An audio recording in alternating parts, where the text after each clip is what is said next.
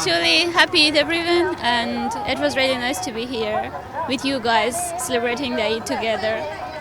So I'm from Afghanistan, and it's 3 years that I'm in Bangladesh, and it's the third New Year that I'm celebrating here. Actually, it's our New Year also, and also the Ramadan Eid.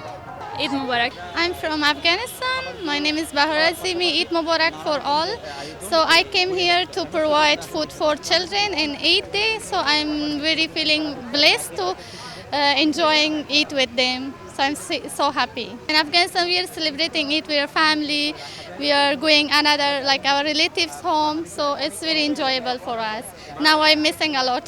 Yeah, I'm really enjoying because they're also very cute babies, all of them. So I'm really happy. Eid Mubarak. I'm from Afghanistan. I feel really good today because we're serving food for underprivileged families and street children, and it feels so good. দেখুন, কাউকে পেছনে রেখে নয়, সবাইকে নিয়েই ঈদের আনন্দটা ভাগ করার মোটো থেকেই কিন্তু বিদ্যানন্দ ফাউন্ডেশন প্রতি বছর এই ধরনের আয়োজন করে থাকে ঢাকা, চট্টগ্রাম এবং উত্তরবঙ্গে। এবং এই আয়োজনের একটাই উদ্দেশ্য, পবিত্র মাহে রমজান কিন্তু আমাদের সামনে সাম্যের বার্তা নিয়ে কিন্তু হাজির হয়, এবং এই সাম্য এবং সমতা তখনই প্রতিষ্ঠা পাবে যখন ঈদের আনন্দটা সবার ঘরে ঘরে পৌঁছে যাবে।